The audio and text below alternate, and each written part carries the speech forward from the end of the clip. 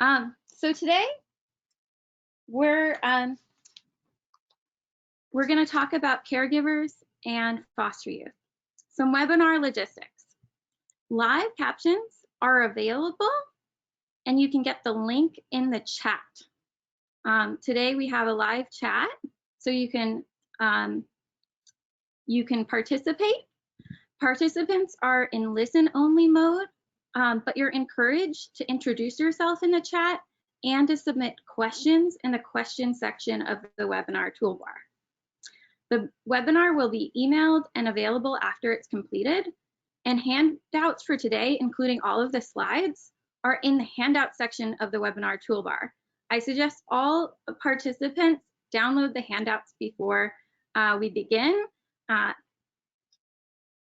then for our agenda, we're going to do welcome introductions to the caregiver role in education.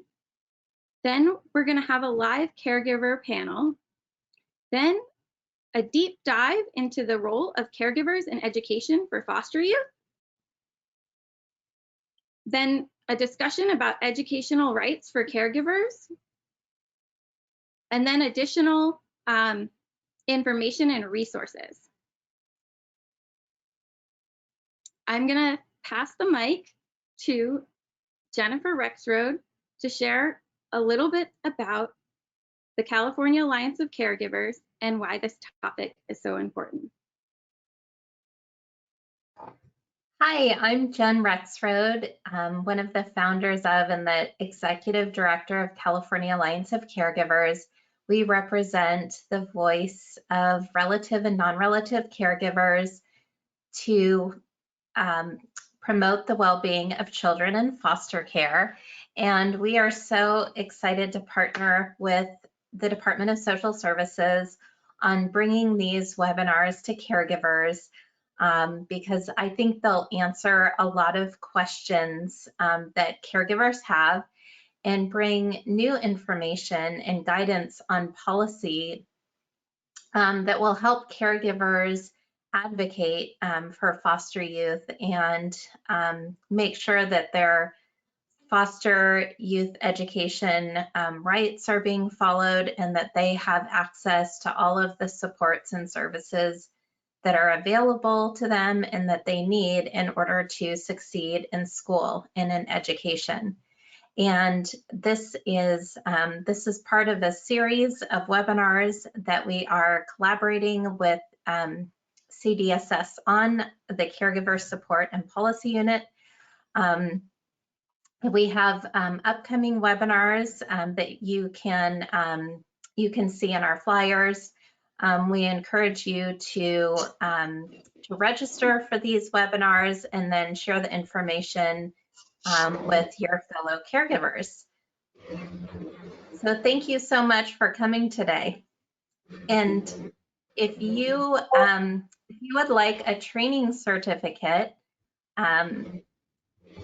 for today's presentation, you can send us an email at info@caregivers.org at our website, and we can send you a training certificate for today's webinar.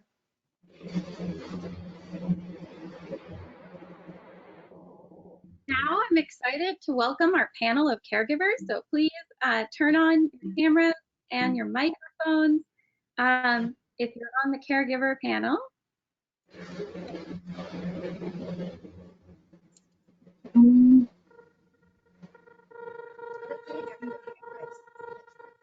So I'm Lily Colby. My pronouns are she, her, and they, them. I'm proud to be a former foster caregiver and kinship caregiver myself, and a former foster youth.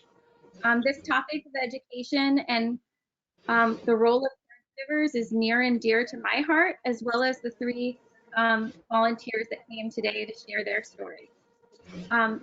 Welcome, Shelley. Can you introduce yourself? Yes. Hi, my name is Shelley, and my pronouns are she and her, and I have been a caregiver for 16 years. Jill, can you introduce yourself? Yes, hi, I'm Jill. My pronouns are she, her, and I've been a caregiver for about 12 years now. Thank you so much, Jill.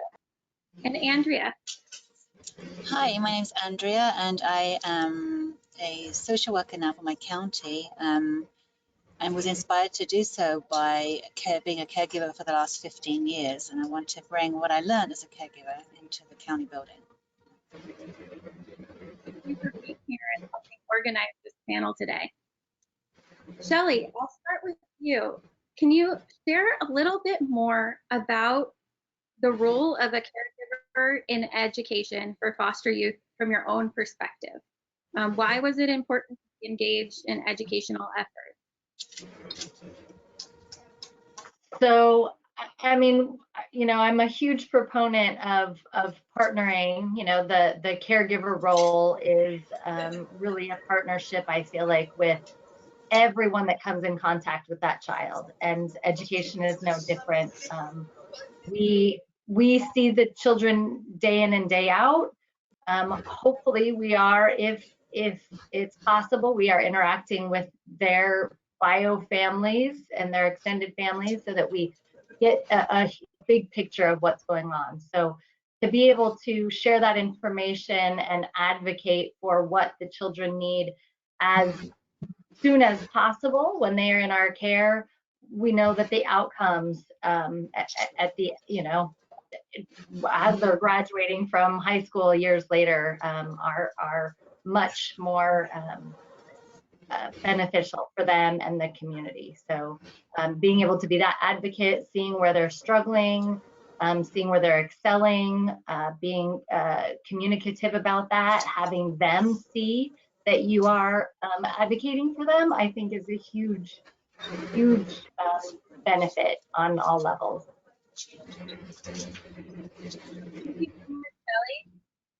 Jill, do you mind sharing a little bit more about your experience working on education and helping your foster kids?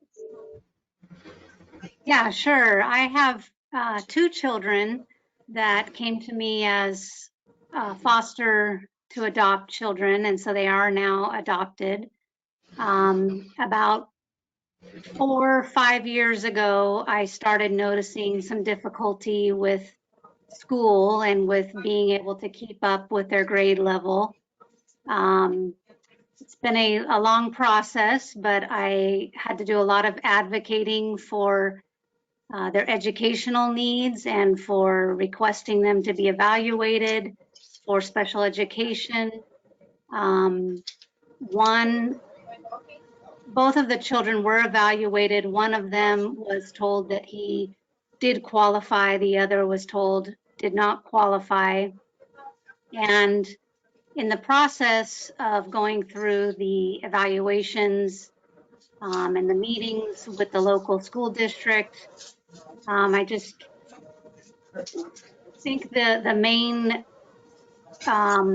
skill that you could have is first of all educating yourself to the learning disabilities that could, that whatever you're concerned about, that you educate yourself and that you come prepared to advocate for what the other professionals would recommend that be appropriate for your child. Because, one of the things that I did have to do was request an independent education evaluation to obtain even more information and to,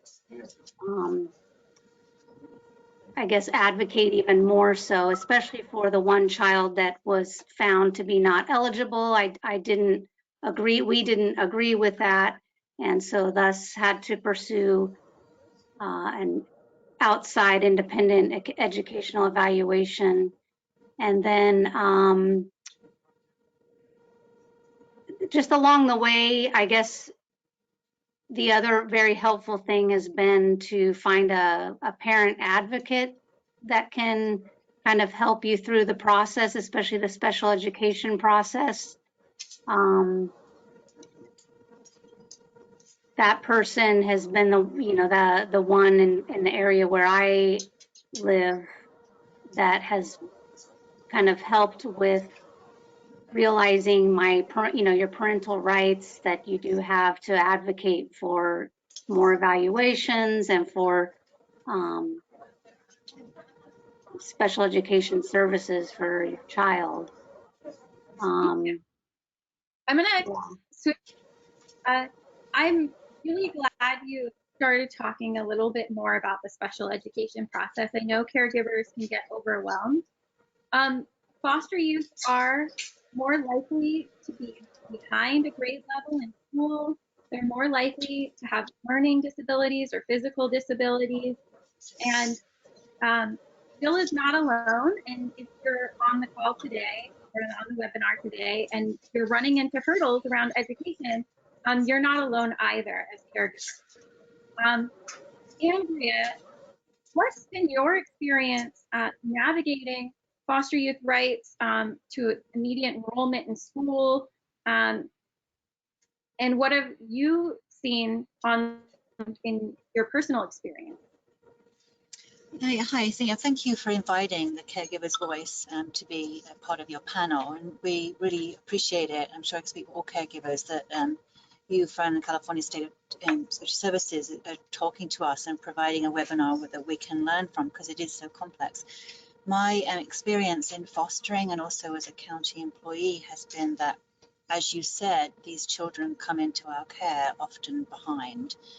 And I fostered alongside my own children, and it was really apparent how behind some of these kids were through no fault of their own, and how much of a gift we as caregivers can give them by advocating for them, understanding the rules, understanding the school needs to take them straight away, understanding we have to fight the whole time we have these children, and get them up to scratch as much as we can so that they're in a really good place to go home. And it's just so unfair that, they're often behind. And I think I've watched the change of some of my foster children when they have a teacher that really cares, when the foster parent resource person works closely with the school to make sure that they get every possible opportunity, every possible test if they're behind, an IEP and an independent education plan to help your child move forward.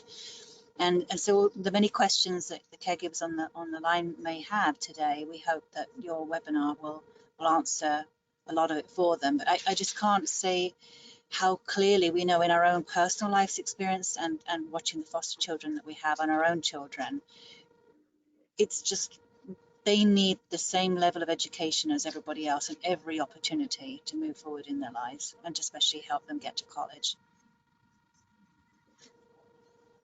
When I went to college, the statistics showed that less than 10% of foster youth were going to college, let alone graduating. And we still see foster youth struggling in high school and transitioning to college.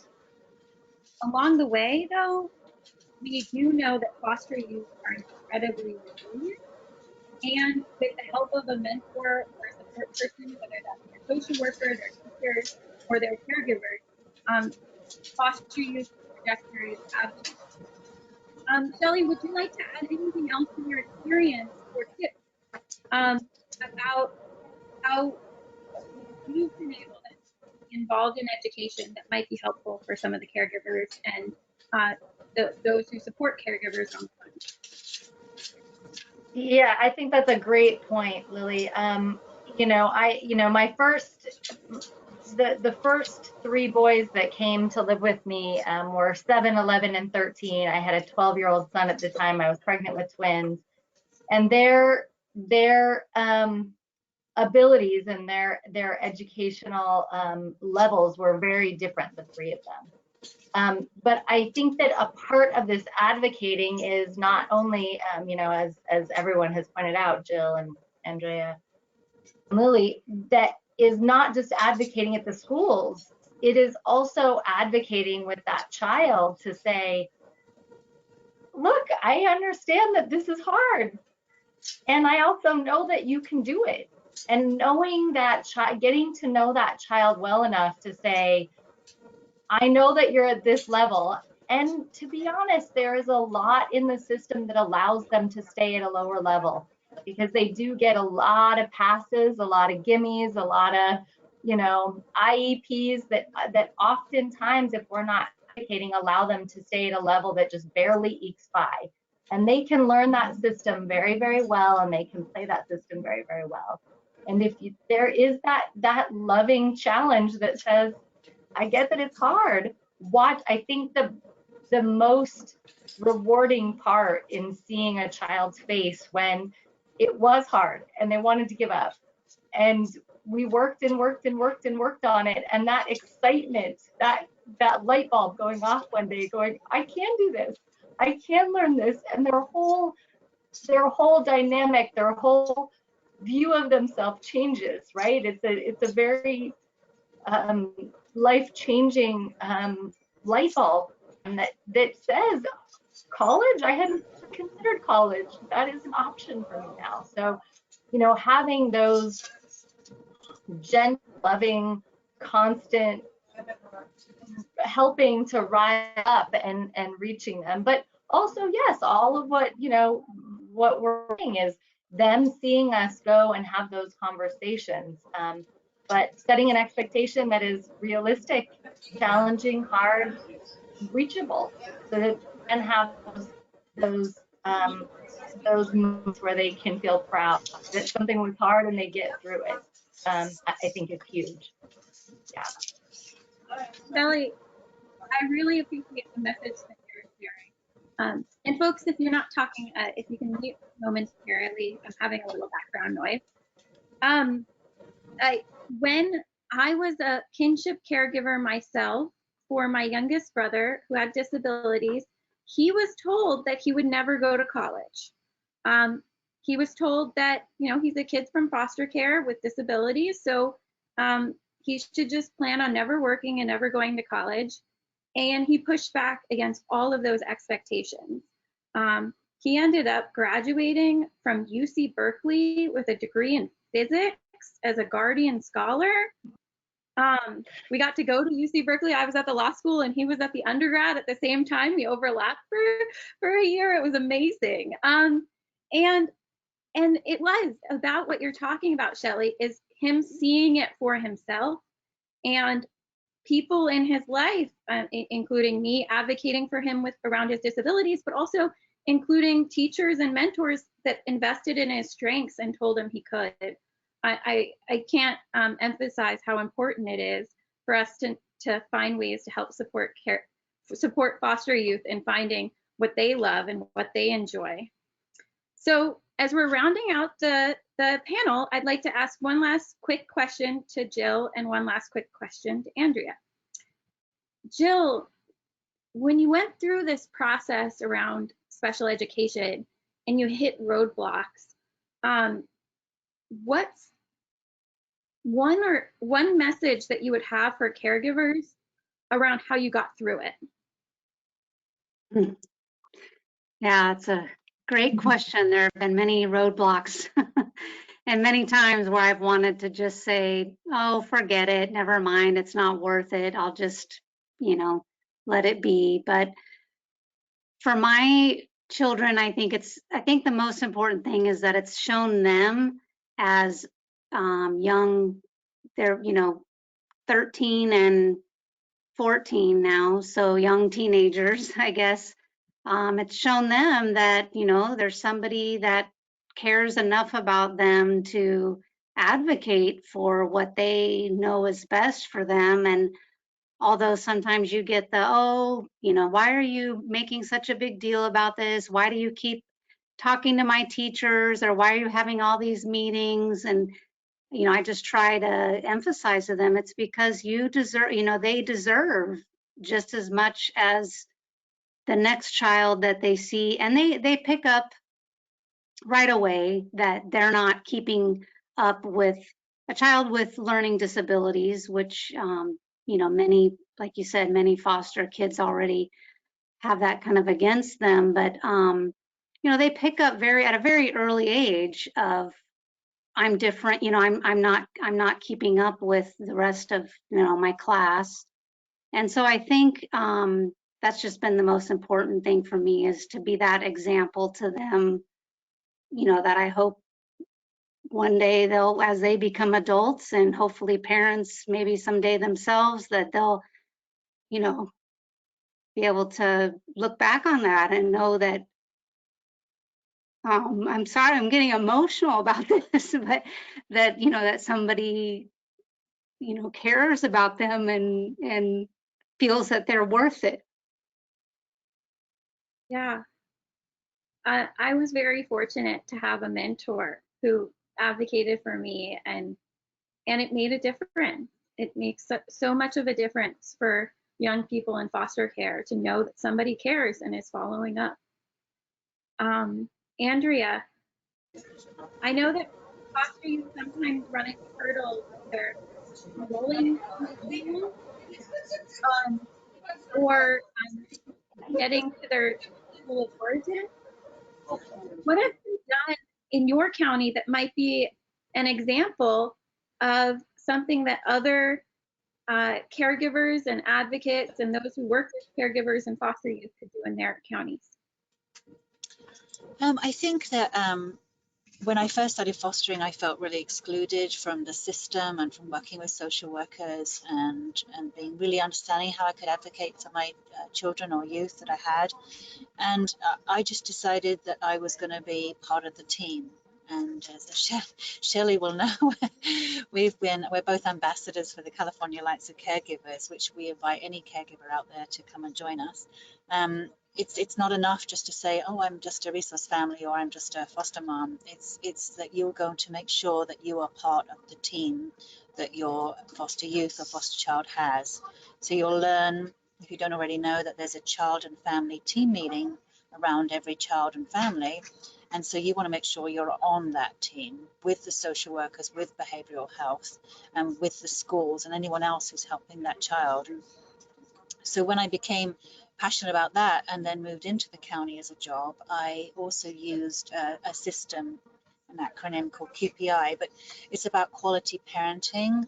And I started to work by having meetings that were bigger with inviting somebody from the school district. Each of you will have a liaison for foster youth in the school district, which is the person you want to reach out to if you're fostering, to the social workers and to other advocates in the community, the court-appointed aides, for example, and start to really have integral conversations about each individual child, youth, and what we're doing with them, for them in the community, especially including their education, so they have a chance like our own kids, our adopted kids. So I think that my message would be is that what we have now in California is resource families that are supposed to be around the table and part of the team. And you want to fight for that. You want to fight for your child, fight with the school district. I don't mean negatively. I mean just get involved, get out there and find what there is for them and make it happen. Go to bed each night and know you have made a real difference for these kids. Thank you. I can't thank you enough to Shelley, Jill, and Andrea for sharing your personal and professional experiences around advocating for the foster youth in your care and in your communities. I'm going to pass the mic to Jennifer Messersmith here at the Department of Social Services. But if anyone wants to thank our wonderful presenters, they're welcome to do so in the chat. And have a wonderful afternoon. You're welcome to stay for question and answers later if you're able to. Panelists, thank you again for being here. With that, I'm going to ask that all of our caregiver panelists turn off their cameras, and I'll welcome Jennifer Messersmith. Hi, I'm Jennifer Messersmith. My pronouns are she and her. I come from California Department of Social Services. I work in the placement services and support team. My main thing in the unit is education, rights, and policies. I previously was a county social worker. I approved and worked with resource families, so guiding and educating and supporting caregivers is definitely one of my passions. So I'm very excited for you guys all to join us today to learn about how to support youth in education.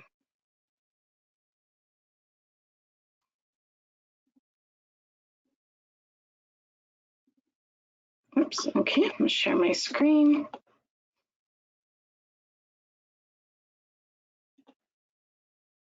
I'm gonna go ahead and turn off my camera now, just because I have a very dense presentation, so I wanna make sure you can see everything on the screen. I do recommend grabbing the slides from the handout section, as Lily mentioned earlier, so you have this information for later. So I'm gonna talk today about the caregiver's role in education.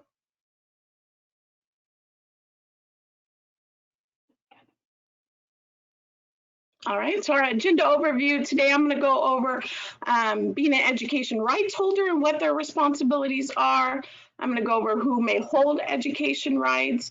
I'm going to go over school stability and school of origin. I'm going to talk about education rights and responsibilities of caregivers, talk about requesting education records and how Senate Bill 233 changed those laws and regulations. I'll tell you about who the foster youth services coordinators and foster youth liaisons are, and then I'm going to go over the foster youth education rights. First, we'll talk about some important statistics because it's important to know where we're coming from so we know where we can make positive changes. I thank you all so much for being here to be a part of the positive changes because you as a caregiver do have the power to help improve these statistics. They can be a little scary and depressing, but as caregivers, you absolutely can help change these statistics. So students in foster care do experience much higher rates of school instability than other students. 1/3 of foster youth attend 2 or more schools during a single school year, compared to only 7% of students statewide. Just 19% of students in foster care score proficient in English, compared to 44% of students statewide. And only 12% of foster youth score proficient in math, compared to 33% of students statewide. So foster youth also have, unfortunately, the highest dropout rates and lowest graduation rates. Foster youth drop out at an 8% rate compared to 3% of students statewide. And likewise, 58% of students in foster care graduate from high school compared to 84% of students statewide. But that's why I'm so happy you guys are here today to learn about all these rules and regulations that have been put into place to help improve these statistics and be a part of a positive change in education for foster youth. So I'm talking about education rights holders, often abbreviated as ERH if you see it, and what their responsibilities are. So education rights holders are individuals that have the legal authority to make the educational decisions and access education records. All youth have an educational rights holders, even infants and toddlers.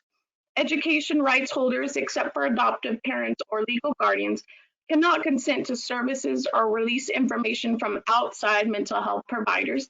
You would have to contact the legal representative for the youth to access this information if it's necessary. Education right holders, more about their responsibilities. They have a right to written notice and the right to make the following changes and decisions. They're the ones that decide school enrollment. So they get to make the decisions about any transfers or if the student's going to move to an alternative school. They have the right to decide if the student's going to stay in the school of origin, to know about high school graduation rights, including AB 167 and 216, which is what passed to help foster youth get half partial credits and graduate high school. They make the decisions about special education, including consenting to an individualized education program known as the IEPs. They also make the decisions about early intervention and about individualized family service plans known as IFSPs. They make decisions about school discipline and mental health services provided through youth IEP. So who may hold education rights? Biological parents retain education rights for their children unless the court limits or terminates their rights. So when parental rights are limited or terminated, the court will then simultaneously appoint a new education rights holder. Appropriate education rights holders that may then be appointed may be the foster parents and the resource parents, and maybe the relative caregivers, or a court-appointed special advocate, a CASA, or it may just be a community member that has a relationship with the youth. Adoptive parents and legal guardians automatically hold educational rights once your adoption is finalized or your guardianship is finalized. You will then automatically hold educational rights. Prospective adoptive parents automatically hold education rights once parental rights are terminated. So as you're going through that adoption process and the parental rights are terminated, then you will gain your educational rights. Youth automatically hold their own education rights once they turn 18. But youth 16 years or older have a right to access their own education records. Any person who has a conflict of interest can't serve as a youth educational rights holder. So social workers or probation officers, group home staff, therapists, attorneys receiving attorney fees, any school staff, none of these people can hold educational rights. Appointing an appropriate educational rights holder. So at each court hearing, the judge will assess to make sure that the youth currently has an education rights holder and whether that person is still an appropriate educational rights holder. If biological parents continue to hold educational rights, there will be no documents to prove this. But once a court eliminates or terminates their parents' education rights, then the court will issue a form to the new educational rights holder that can be used as proof of who holds education rights. So as a caregiver, if you are appointed as an educational rights holder, you should receive a form that can be used as proof. Okay, school stability matters. So foster youth transfer schools an average of 8 times while in foster care. And that is a very large number. Imagine going to 8 schools. And every time you change schools, it's like losing 4 to 6 months of learning each time. So as a result of school instability, many foster youth are not proficient in English and math, and as we talked about earlier, have lower graduation rates.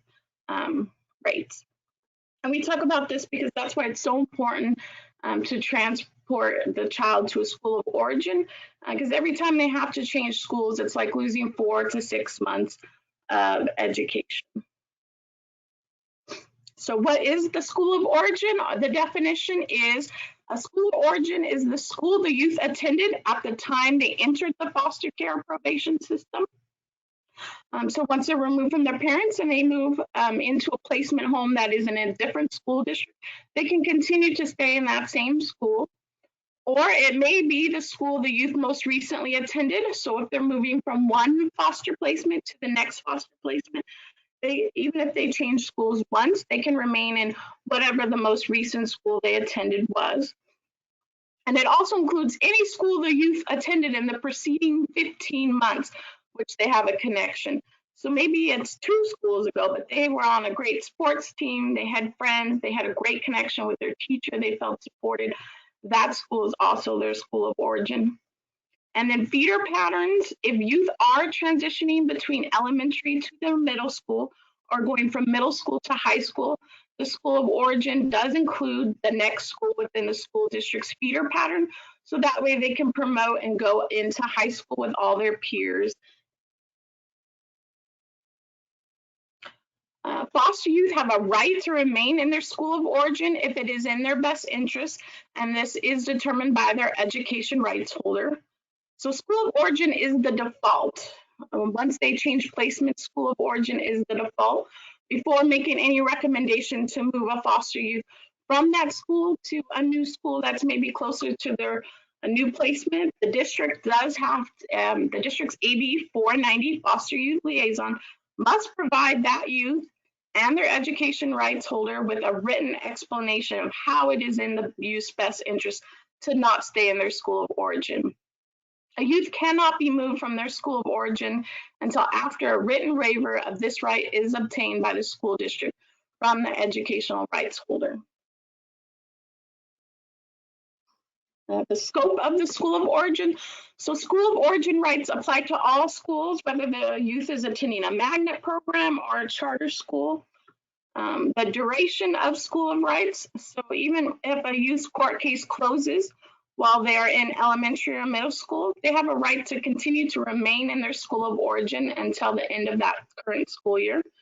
And then if the youth is in high school when their case closes, so even if they're a freshman in high school, they have a right to remain in their school of origin until they graduate from high school. They can stay in that same school all the way until they graduate. Transportation funding, because it's so important to transport that youth to that school of origin so they don't lose those months of education. Many foster parents, including relatives, are eligible for funding from your local Child Protective Services agency, so do talk to your social worker.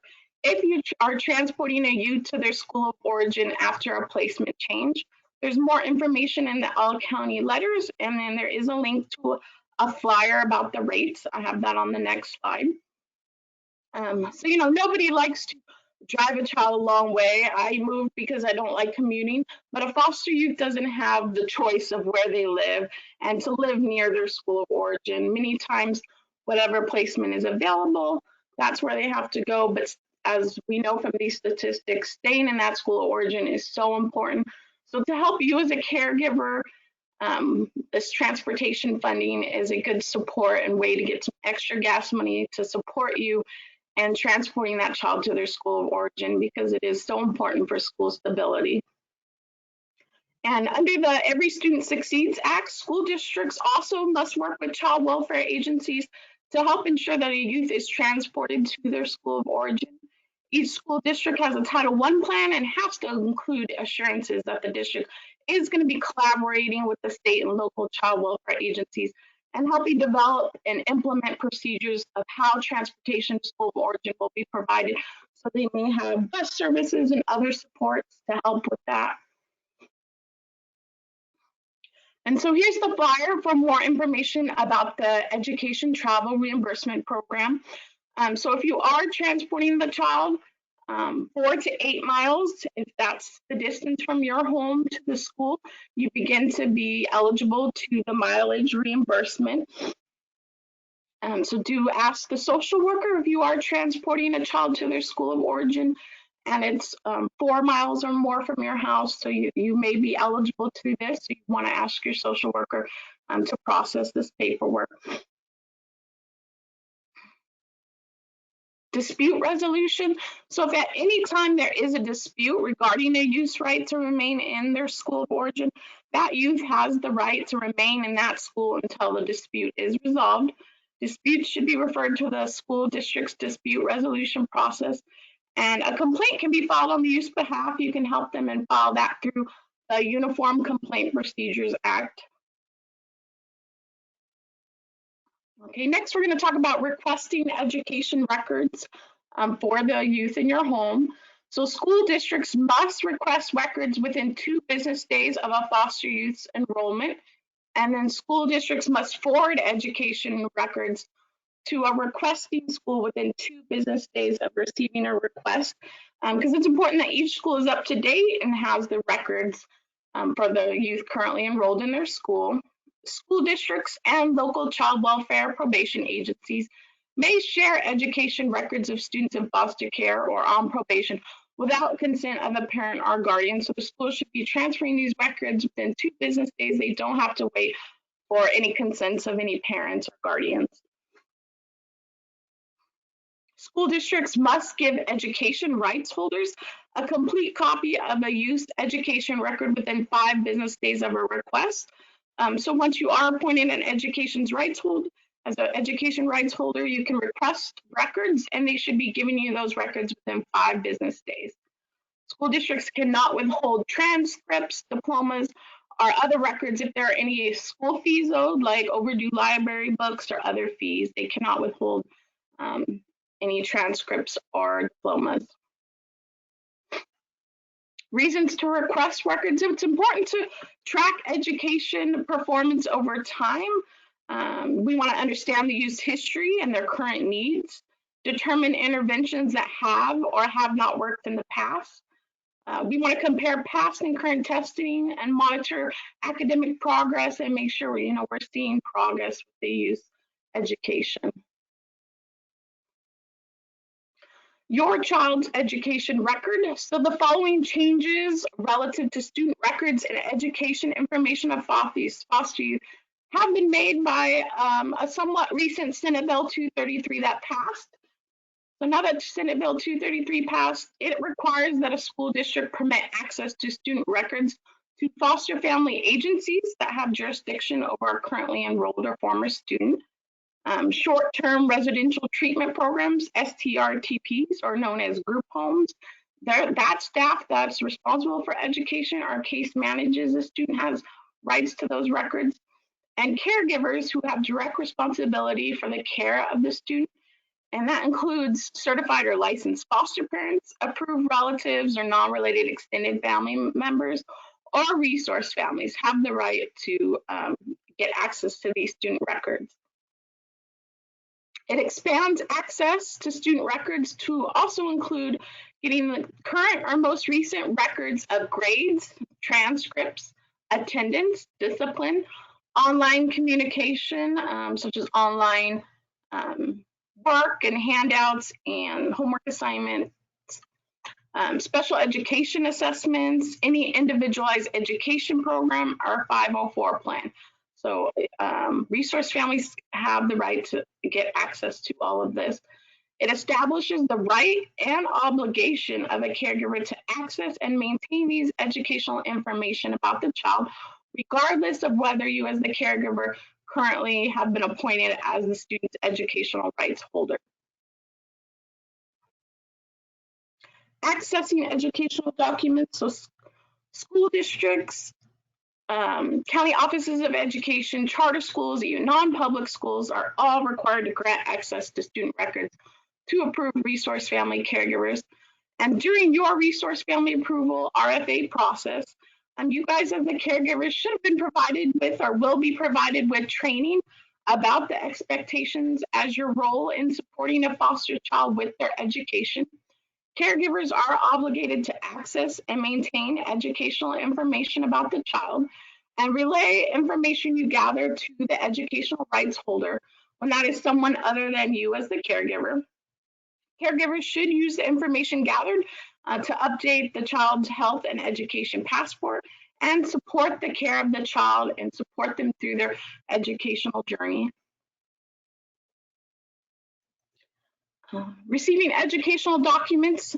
Again, caregivers have the right to receive assistance, also accessing these educational records from the placement agency. So if you're having difficulty getting access to records, then placement agencies should be partnering with you guys as the caregivers to ensure that you can obtain your child or youth's educational information and documentation that confirms your status as an approved caregiver. Placement agencies are also responsible for providing caregivers with information about their rights and responsibilities with regard to accessing educational information.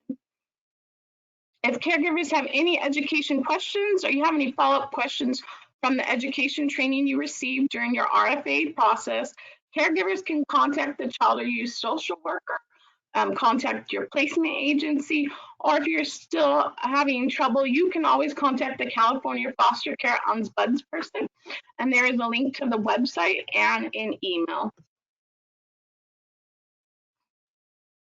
Okay, next we'll talk more about Senate Bill 233. Information for school transfer, so getting information like the name of the last school, the grades, the youth achievement level, and any special problems should all be included as part of the placement paperwork that's provided to you by the social worker. Social workers are also responsible for providing to the caregiver the contact information for the person or persons that hold educational rights, and they should be giving you contact information for the nearest foster youth support coordinating program and information about your rights and responsibilities. If these items are not included, ask your social worker to provide this information, and may also be included in the child's health and education passport. Regardless of holding educational rights, schools are required to grant access. So here's a little bit of a summary to summarize all this information, because it was very dense, of Senate Bill 233. So whether or not you hold educational rights, schools are required to grant access to student records to caregivers. Caregivers should be provided training and are obligated to access and maintain educational information. Caregivers have the right to receive assistance accessing educational records. Education information should be included as part of your placement worker, as well as the contact information for the educational rights holder. And caregivers can contact their child or youth social worker or placement agency if you do not receive these educational information. Okay, now we're going to talk about the foster youth services coordinators. The California Department of Education has administered a statewide grant program since 1981. That is the Foster Youth Services Coordinating Program. This program provides funding to the County Office of Education to improve interagency support for students in foster care. So the Foster Youth Services Coordinating Program is responsible for ensuring that all the local education agencies are providing supportive educational services to foster children and improving educational outcomes. Foster children with the greatest needs should be first to receive services, so particularly those children residing in out-of-home placements. The Foster Youth Services Coordinating Program increases stability by providing support such as assisting with the transfer of health and school records, emancipation training for independent living, and they should be working on ensuring that all foster youth educational rights are being upheld. These services are designed to improve educational performance and personal achievement. And each county of education has a designated program coordinator whose contact information can be found on the CDE website. There is a link to it, so you can click on that link and follow it to find your program coordinator's name and phone number to contact for your county. And then next is the Foster Youth Liaisons. So in addition to the Foster Youth Services Coordinating Program, there was Assembly Bill 490, which charged school districts. So there's a county coordinating program, and then there is a even more local school district, county child welfare and probation agencies, and other professionals with additional responsibilities to facilitate educational equity for foster children. So every school district must appoint a designated staff person as the educational liaison for wards or dependents of the court. The educational liaisons are placed at county offices of education and school districts to ensure and facilitate the proper educational placement, enrollment in school, and transfer between schools of foster children. There is a list of these liaisons that can be found on the CDE website as well. If you click on the link, you can find your local foster youth liaison to contact to help you support you through all these things. Okay, next we're going to talk about your child's educational rights. So the following are the foster youth education rights. This list was developed by the California Foster Youth Education Task Force because this summarizes the California Education Code's sections pertaining specifically to foster youth, because it's important for caregivers and youth to know the educational rights of youth in foster care. It's everybody's responsibility, from the social worker to the caregiver to the school, to sit down with youth and read them their educational rights, make sure they understand them, ask the youth if they have any questions. You don't have to be the expert. If the youth have education questions they don't know, let them know. Let's email your social worker right now and ask them. Let's write it down so we can ask next time we meet with your social worker, so the youth feel supported and heard. So when we're talking to the youth, this is a list of their education rights. So you'll let the youth know they have the right to remain in their school of origin, and that the school district must work with the youth and their education rights holder, their caregiver, and their social worker to develop a plan to transport you to your school of origin.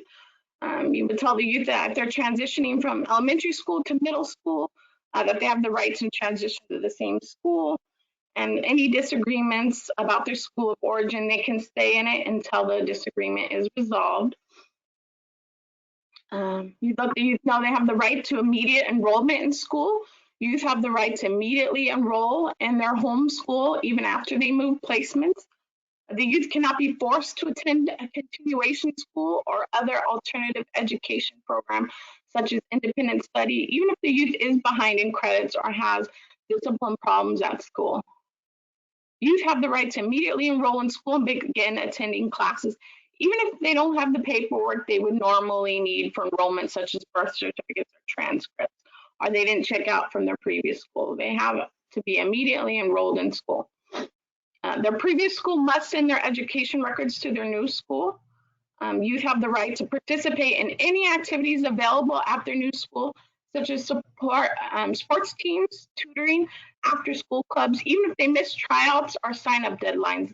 Also, you have the right to participate in those programs. Also, you'd have the right to partial credits for high school students.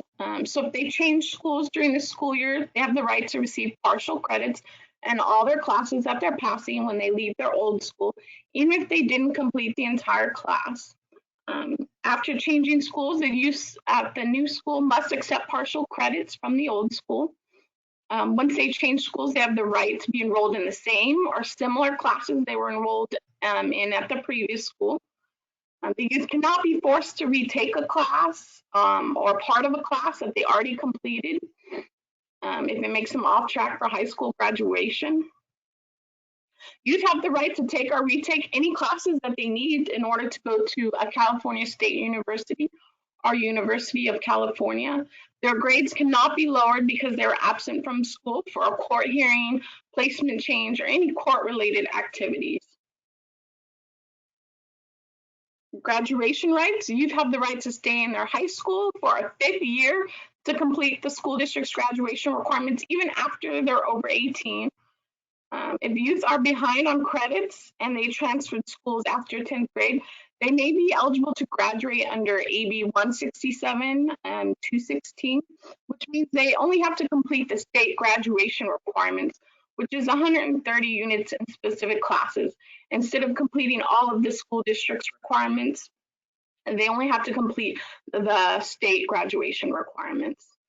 And if the youth is eligible, the decision of whether to graduate under AB 167 and 216 is made by their education rights holder. College rights, they have the right to have the application fee waived when they apply to community colleges in California. They have the right to receive the maximum amount of federal student aid, and the youth may be eligible for up to $5,000 per year from the Chafee Scholarship. School discipline rights, the youth cannot be suspended for more than 5 school days in a row or for more than 20 days in a school year. The youth has the right to be told while they're being suspended and the right to provide their version of events. If the behavior may be subject to criminal charges, the youth has the right to consult with their educational rights holder or attorney before providing any statements to school or police. The youth attorney or social worker must be invited to meetings before a suspension can be extended beyond 5 days, and a suspension can only be extended if they're being considered for expulsion. Youth have the right to a formal hearing and to be represented by an attorney at the hearing before they're expelled. If they're facing expulsion, their attorney and social worker must be notified. If they're in special education, the attorney and social worker must be invited to a meeting to decide whether the behavior was related to their disability. And the youth have the right to their school records. They have the right to access their school records if they're 16 years or older or have finished 10th grade. And the social worker, probation officer, and education rights holder can access the school records as well. So to sum up all the youth educational rights, they have the right to remain in their school of origin, the right to immediate enrollment in school, right to partial credits for high school students. They have graduation rights and college rights, school discipline rights, right to their school records, and every foster youth under age 18 must have an education rights holder. Okay, as we wrap up, here are some resources for you guys as the caregivers to take with you. That has a lot of this information in it and further information. So here's my unit, the Placement Services and Support Unit, and the phone number and email. I do answer these emails actually, fostercareeducation@dss.ca.gov. Any foster care education questions, you can email to that email address. And then I have a link here to our California Department of Social Services Foster Youth Education Resource Hub that has lots of links to educational resources. There's a link to the California Department of Education's Foster Youth Services. And then I have links to Alliance for Children's Rights, Resource Family Approval Guide and Toolkit. And they have a great foster youth education toolkit and education manual. And a lot of the information from here is from there as well. I have a link to the California Foster Youth Education Law Fact Sheets. A link to the rights I just went over, the foster youth education rights. It's a youth-friendly flyer you can print and give to the child in your placement to go over their education rights with them. And then at the bottom, I have again the links that I showed previously to the Foster Youth Services Coordinating Program and the Foster Youth Liaisons, so you can find the local numbers to contact them to support you. And then, yep, Foster Youth Local Education Agency Program contacts. And so that wraps up my presentation. It was dense, but I appreciate your time, and I hope you guys got a lot of education out of it. Thank you very much. That was incredibly comprehensive, and we're grateful that you covered the foster youth rights in school and all of these resources that caregivers can turn to if they have questions. You shared so many different points about immediate enrollment, right to records, and the right to have a caregiver, or not, so the right to have an educational rights holder, among many other things. And anyone who's on the line today can go back to your presentation, download those slides, and look it up. But you can also reach out to any of these resources for help if they run into problems. So it's on to our next speaker. Danielle, can you take it away?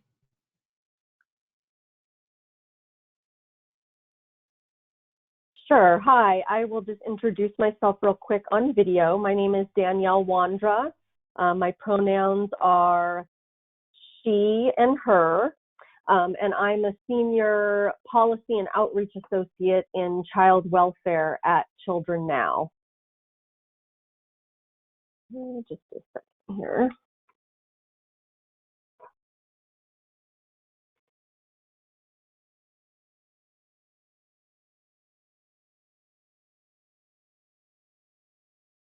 Okay.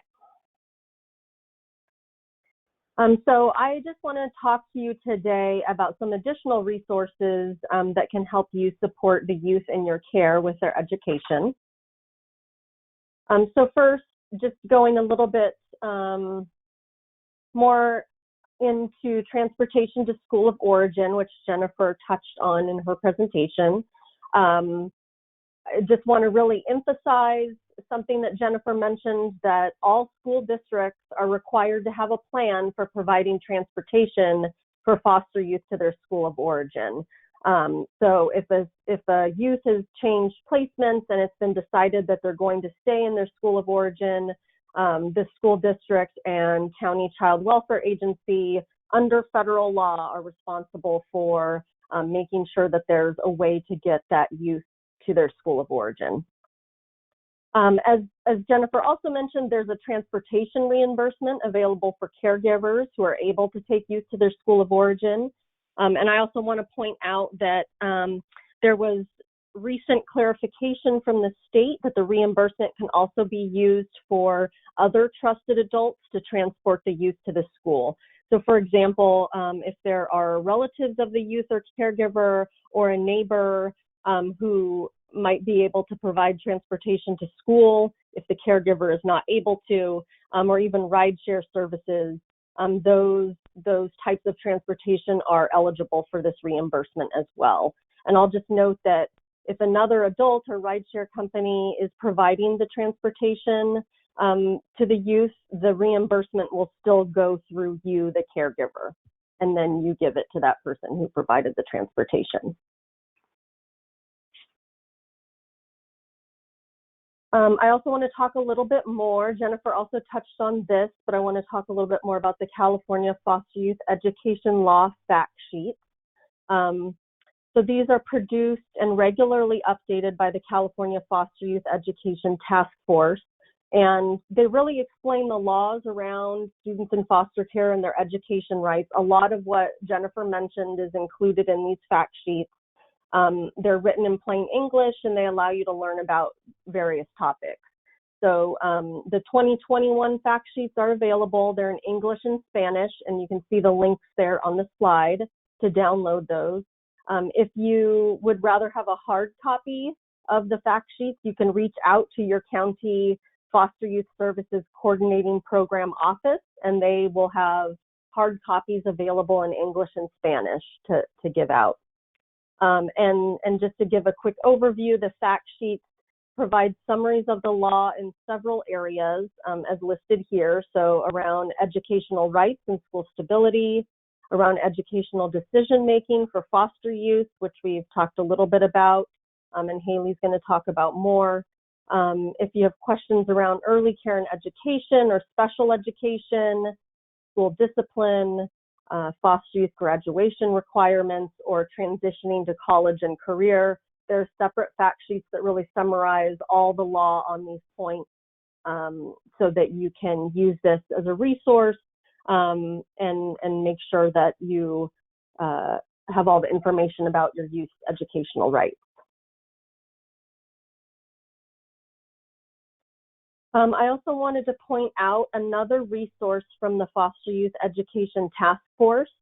This is a guide that they recently put together on supporting school stability for students in foster care during distance learning, including the transition back to in-person instruction. So this guide is really intended to help all the people in a foster youth life, including caregivers, as they're navigating the decisions around school of origin during the pandemic.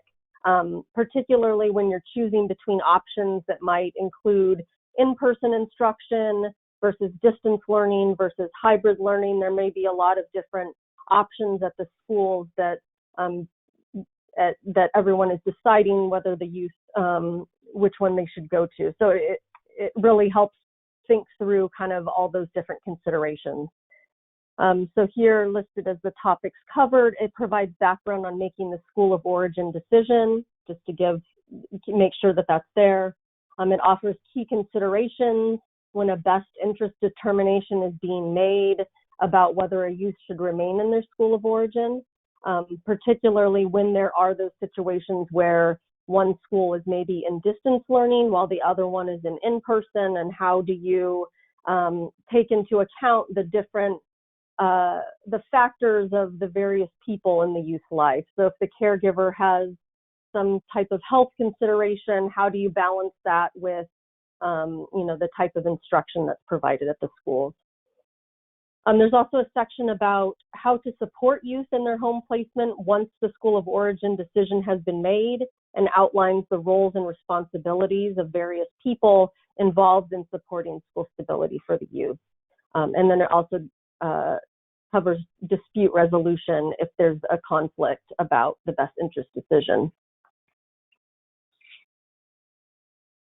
So kind of piggybacking off of that, I wanted to talk about some webinars on school stability. So this is a 3-part webinar series that Children Now put together with the Alliance for Children's Rights. The first 2 of these 3 have already happened, but for any of these, you can click on the link at the top, the Alliance for Children's Rights website link, and that will give you access to whatever is available for that. Presentation slides, you can watch the webinar recording, or register for the 3rd one. So the first one was really focused on kind of building from that guide I just showed you and thinking through what's happening now that many youth are now returning to in-person instruction when they may have been able to maintain school stability during distance learning, because they could still be doing distance learning even if they were far away from their school of origin. So this first webinar was kind of thinking through, now that we may be going back to in-person, what are the things that you need to consider about, how to keep kids stable in school. The second webinar has to do with school stability and transportation. And then the third one, which is happening next week, is around school stability data and how districts are trying to collect data on school changes so that they can improve foster youth outcomes. And then finally, I just wanted to share 2 additional webinars that might be of interest to you. These were created by the Quality Parenting Initiative, and these are just the recordings that you can go and view. The first listed here covers tips for navigating special education during COVID-19. And the second one provides strategies for supporting foster youth as they transition from high school to their first year of college. So you can click on those links and view those as well. And that is all for me today. Thank you. Danielle, you covered a number of different resources that caregivers could then go back to and get help and support. I really appreciate your presentation. Next. Thank you. You're very welcome. We're glad to have you. Next, we'll have Haley. Haley, take it away. I'm going to ask you to unmute. Okay. Knew I was going to be a problem here. Pulling up my presentation now. My name is Haley Fagan. I am the Director of Education Advocacy Program at East Bay Children's Law Office. Our office represents all the kids in Alameda County Juvenile Dependency. Take my screen off so you don't have to look at me. And I'm just going to talk through the process of either becoming or partnering with the education rights holders. We've talked a lot about the importance of kids having educational rights holders. And I'm going to give you a little information about what the process is like if you wanted to, as the caregiver, take on educational rights and what that court process looks like. Again, my name is Haley Fagan. My pronouns are she, her, hers, and I'm the Director of Education Advocacy at East Bay Children's Law Offices. So, when should a caregiver consider becoming the educational rights holder for a youth in your care? The answer to this question really is if you are caregiving for a youth who seems to have some significant difficulty in school, who is struggling in some way, whether that's, struggling getting their work completed, struggling with grades, even struggling in sort of behavioral issues, getting suspended a lot. And it just looks like that youth may need some extra help in school, whether that be requesting that the student be evaluated for special education services or some additional school-based mental health services. If you have a student who seems to be in that situation and their parent or another adult in their life is not willing or able to be actively involved in the process of getting them those services that they may need, that may be a good time for you to consider stepping up to become the educational rights holder. Because again, as was mentioned earlier in some of our wonderful presentations already today, nothing can really get started in terms of special education or some of these specialized services in school without a person who holds educational rights who can authorize the school to move forward. So how to go about becoming the education rights holder if you have a student who seems to fit that bill and there isn't another adult involved. The court process that is used is we call the JV 535 process. The JV 535 is just the name for the specific court form that you can see, at least partially, on the side of your screen here. It's the form that has to be used to request that the court make a specific court order to change the youth's educational rights holder. As was mentioned earlier, when kids come into the foster care system, their parents automatically maintain educational rights. And so anytime the court is thinking about appointing somebody else to be an educational rights holder, the question is whether or not that means we're going to be limiting parents' rights. And because parents' rights are an important part of the process in the dependency courtroom, it is an official paperwork that sort of has to go in front of the court, and the judge has to consider how to make that decision and whether or not the parents' rights should be limited in this way. So these JV 535 forms can be filed by either the county social worker assigned to the child's case or the child's attorney. And it's important to know that because, again, what we're asking the court to do potentially is to limit the rights of the parent, the parents actually will have an opportunity to object formally to this request. And in some circumstances, may even maybe even a special hearing in court about this. Nothing will change and no one new will be appointed unless the judge signs off on the JV 535. So you have to have a judge's signature in order to be an education rights holder. And at the bottom of the slide here, keep that document.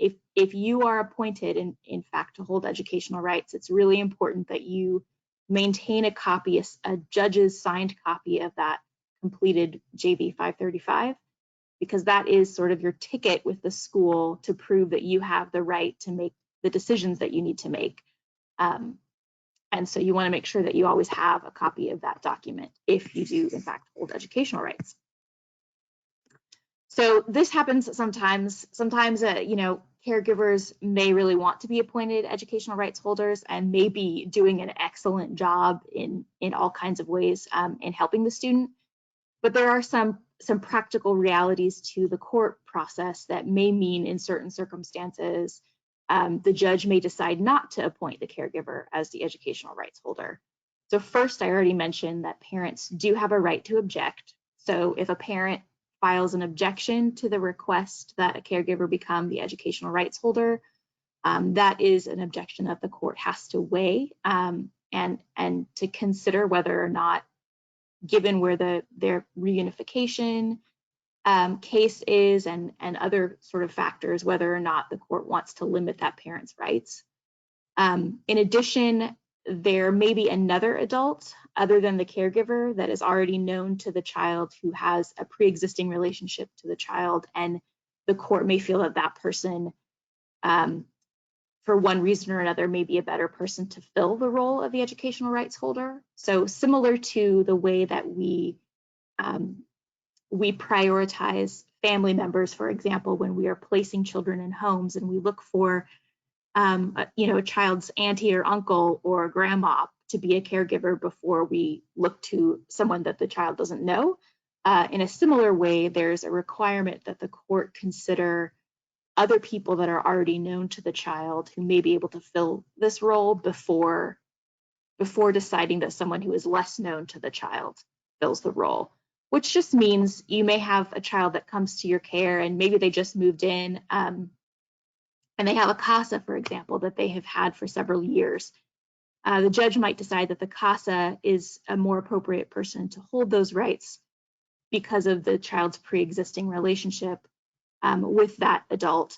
And that may change over time if the child stays in your home for a while and it looks like you're the one lifting the burden of the education issues, that is subject to change, but that may be another reason why the court decides that someone else should hold rights.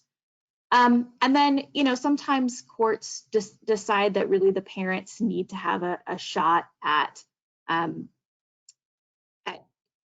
continuing to hold these rights for their kids. Sometimes our children can't be in the home with their parents for one reason or another, but the parent may nonetheless be able and available and willing and really desirous of the opportunity to continue advocating in this educational role for their children. And for one reason or another, a judge may decide that he's going to hold off on removing the parent's educational rights for that purpose.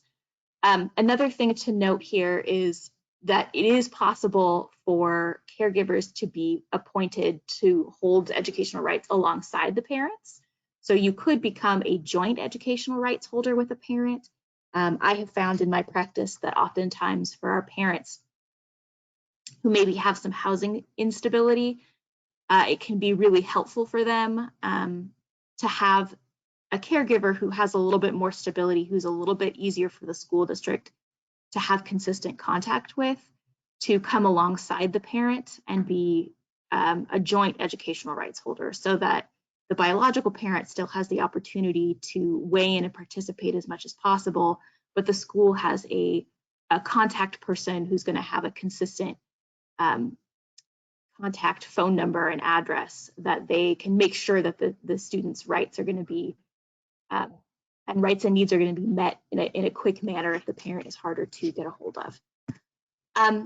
Even if you are not, in fact, appointed educational rights holders, I think you probably all at this point, after this year long of virtual learning, have a better sense than any of the rest of us of how important your role as a caregiver is in the education of our kids. And I will just say, in case no one has said it to you already after this massive year of virtual learning, thank you, caregivers, for all that you have done in terms of continuing to allow our kids access to the education that they have a right to.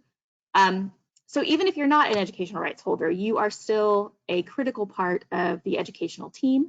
You are still able to access educational records, including IEPs, grades, and attendance information. And again, this is back to the legislation changes of SB 233 that were mentioned earlier. You can also still talk to teachers and school staff and have a right to access to online learning portals. Many schools I know use ERHs and other online data systems to help parents keep track of attendance and their kids' grades and homework assignments. And as caregivers, you do have a right to have access to those. And realistically, you also have really critical information that the court needs to know, and the child's other team members, including the child's attorney, the social worker, and other service providers should really know. You are the one that is at home helping kiddo do homework and may be the first person to notice that they always have a problem with math in a way that they don't with writing, for example. And you can provide that information to the child's team or to the court in the form of a caregiver information form, the JV 290. If you can file that with the court for status review report hearings. You can also bring this information to any number of team meetings that occur for our kids, whether it's a child and family team meeting or an IEP meeting or some other school-related meeting. Sometimes you are the best person to advocate for our kids in school discipline issues, for example. So there's really, even if you are not appointed to be an educational rights holder for the child in your care, you have a lot of work that you can still be doing, and your input and your involvement in their education really is critical for them to have success. And I think that is the end of what I had to say.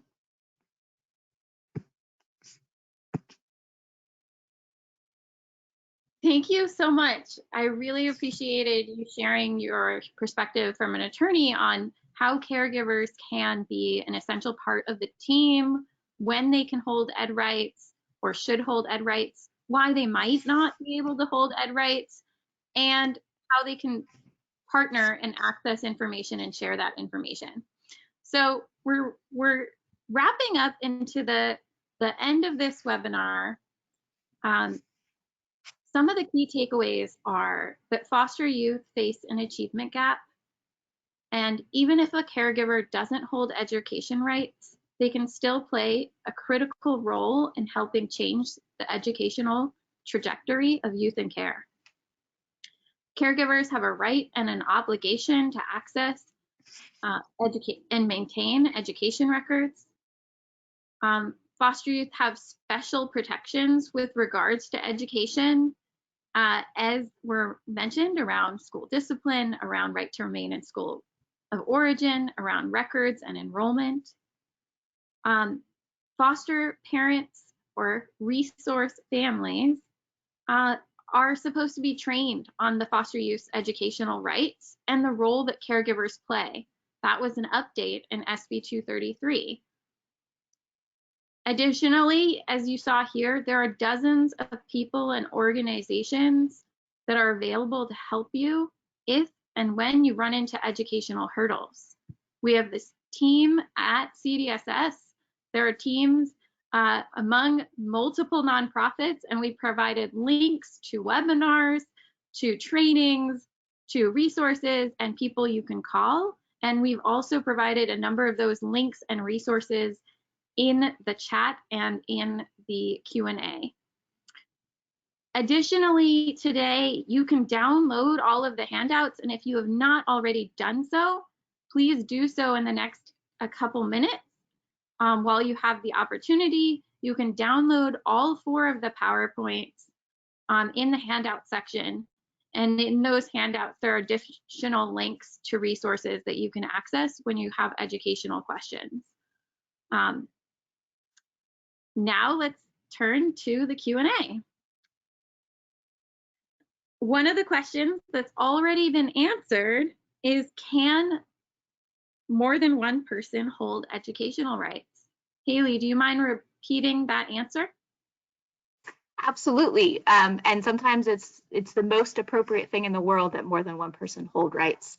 Sometimes you'll have a family member that, you know, can't be the caregiver, but really wants to be involved, and it makes sense for them to hold rights alongside a caregiver, or a caregiver alongside a parent. So yes, that's absolutely possible.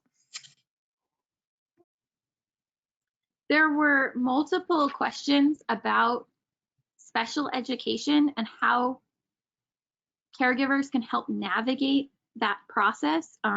One question had to do with whether or not a foster youth in special education no longer has the right to remain in their school of origin.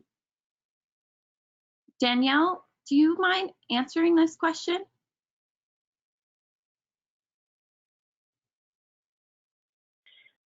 Yeah, so I will attempt to answer it, but I am happy to have others jump in. So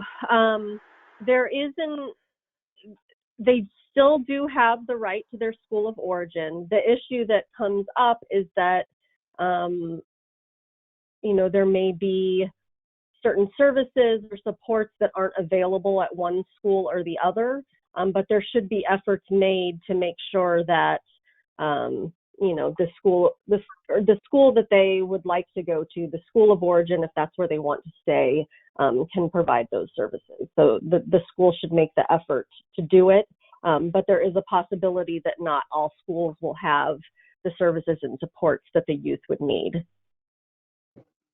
Thank you.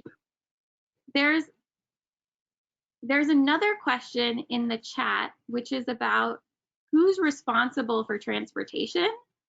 I know that's a very complicated question, so I'm wondering if you could give a quick summary as to how that decision is made.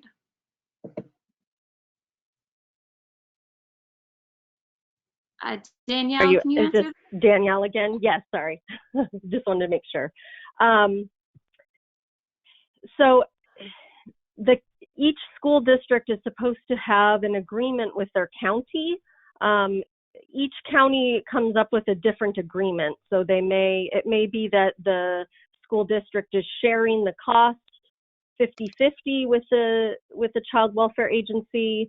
The school will sometimes reroute their buses if they're able to get the bus to come by, or sometimes, you know, if the youth is old enough and it's developmentally appropriate for them to get a bus pass and take the bus to school. So there's a lot of different options, but the the school district and the child welfare agency should collaborate to figure out various options that can work.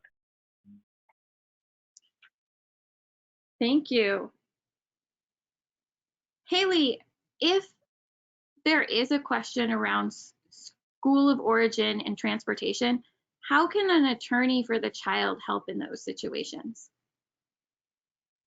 Yeah, so the immediate sort of dispute resolution process, in theory, is supposed to be happening at the school level, and attorneys can always be involved in that process. Each school district is supposed to sort of have a way for resolving disputes, and the child is supposed to be able to stay in the school of origin pending resolution of that dispute. But even before a home or placement has been changed, because this only comes up after a child has had a placement change of their home placement. If it looks like the child is going to be moved to a home placement that is going to substantially interfere with their ability to remain in their school of origin, there is a mechanism for the child's attorney to file papers with the court to try and slow that process down or challenge that placement, potentially. It's a little tricky because it requires there to be good communication and appropriate notification of the child's attorney with the social services agency that's making the placement decisions. But one thing that, or one way in which caregivers can really get involved in that also is caregivers are often hopefully invited to child and family team meetings at which placement changes are discussed. So if you have a child who, even if the child is looking like they're no longer going to be in your care and they're going to be moving to a different home environment, it's likely that you will be involved in a child and family team meeting at which there'll be some discussion about where that child's going to go next. And one of the topics of conversation at that meeting should really be, are we going to be placing this child in a home placement that will allow them to continue at their school of origin? So there are both dispute resolution mechanisms at the school site and school-based resolution, and then there's also the option in court, and even a less formal option of advocacy at a child and family team meeting. Thank you so much. For Jennifer, you talked about transportation funding. Do you mind reminding caregivers whether or not they're able to get reimbursed for providing transportation to the school of origin? Yes. So if you look at the flyer, it does have the rates, and it does start once you are transporting the child more than 4 miles from your home to that school. And you can get that funding by talking with the child social worker. They have to fill out some paper and submit that to start getting that reimbursement. If caregivers have any questions about how to access that, may they reach out to your team? Yes, they can also reach out to my team or speak with their child social worker. Thank you. We are now over time, so I'm going to ask all the panelists and presenters who want to turn on their camera and wave goodbye. You're welcome to. It's been a pleasure having you all here for this amazing webinar. Thank you especially to our caregiver panel for talking about the role that you've played in the lives of the young people in your care. Thank you, Haley, for sharing the attorney's perspective. Thank you, Jennifer, for talking about what we at CDSS can do to help and what foster youth rights in school are and how caregivers can help. Thank you, Jen, for partnering on all of these webinars with the department. And